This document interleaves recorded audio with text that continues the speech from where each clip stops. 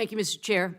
A budget is a reflection of our values, our priorities, what we view as the most important, but also who we view as the most important. And this Republican reconciliation package is cruel. It makes steep cuts to Medicaid. Millions and millions of people will lose their health care because of these cuts. Rural hospitals across this country will close because they're not going to be able to keep their margin. Medicaid is that margin. Now, my Republican colleagues had voted twice on the previous budget, and they made steep cuts to Medicaid, and they said over and over and over again, we are not cutting Medicaid. And yet here we are, and my Republican colleagues are making cuts to Medicaid, and millions of people are going to lose their health care. That is the reality of it.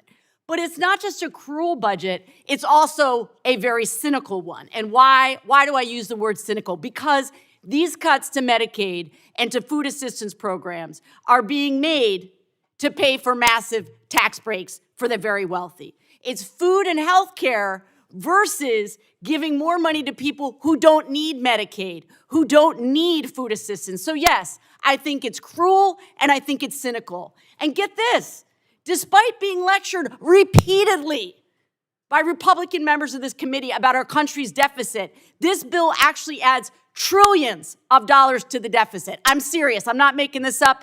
Trillions of dollars to the deficit being added. So people will lose health care, kids and the veterans will go hungry, rural hospitals face closures, and yet the very rich will get even richer at the expense of our children and grandchildren who will shoulder the burden of that additional debt. Americans overwhelmingly do not want these cuts to Medicaid and to food programs. 81% say no.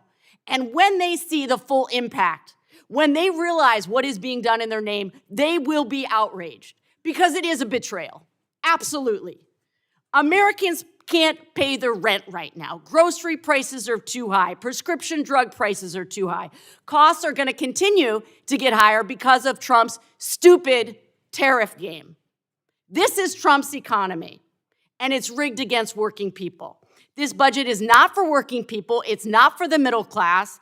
It's not for those folks who we all have in our districts living paycheck to paycheck. It's not for rural communities where health outcomes are the worst. Our constituents are struggling, and we're supposed to be their voices in this committee. Let's not add to the struggles of people back home. Our constituents deserve so much better than this. And Americans are fed up with the way that they are being treated. I yield back.